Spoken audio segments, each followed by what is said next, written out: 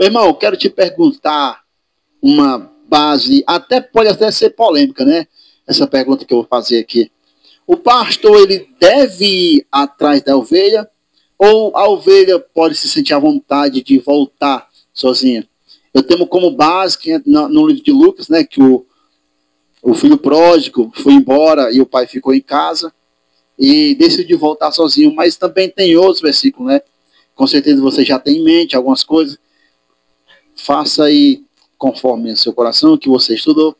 Nossos irmãos aqui estão preparados para ouvir você. É uma pergunta talvez até capciosa, né? Mas, ao meu ver, quando a gente está lá, o texto que você citou, né, Lucas 15, quando a gente está ali, o que antecede a parábola da ovelha perdida é a dracma e me fugiu a memória agora. É a dracma e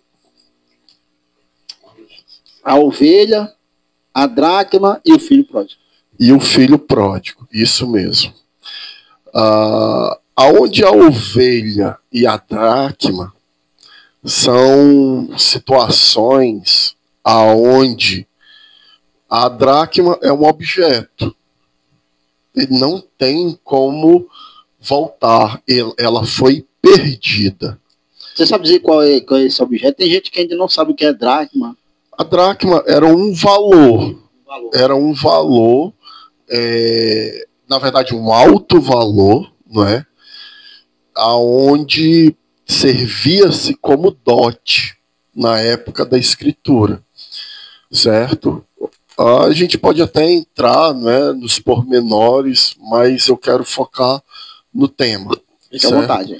Então, a dracma, por um objeto, ela é inanimado, não teria como ela foi perdida, não teria como ela se achar. A ovelha, ela, diferente da dracma, que é um objeto, ela é um ser vivo, porém, sabemos que a ovelha é um dos animais que não conseguem se orientar por si só.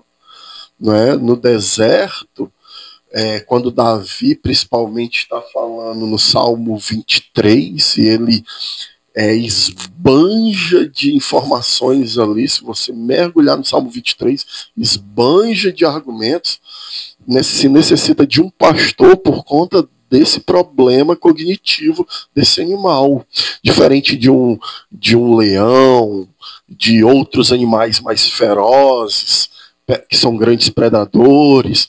A ovelha, ela não tem noção de distância, de direção e etc.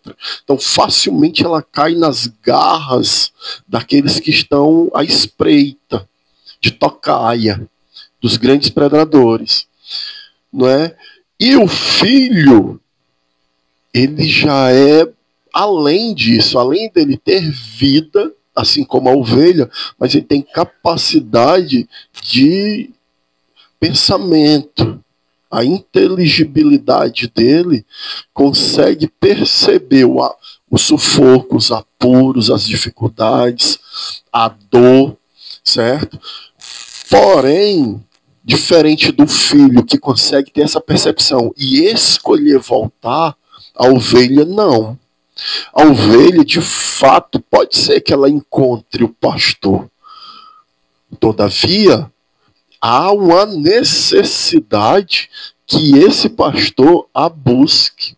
Se não, vejamos Gênesis capítulo 3, na queda, a partir do verso 8, 7 ou 8, se não me falha a memória, Adão cai na tentação pelo fruto. E o que é que Adão faz? Ele se esconde. O texto diz que Deus, ao romper da tarde, como de costume, sempre descia até aquele lugar. E ali diz: Adão, Adão, à procura. Porém, nós, como ovelha, tendemos a fugir desse chamado. Certo? Adão se esconde. Mais na frente, nós vemos Jesus falando sobre isso. Ele diz que as suas ovelhas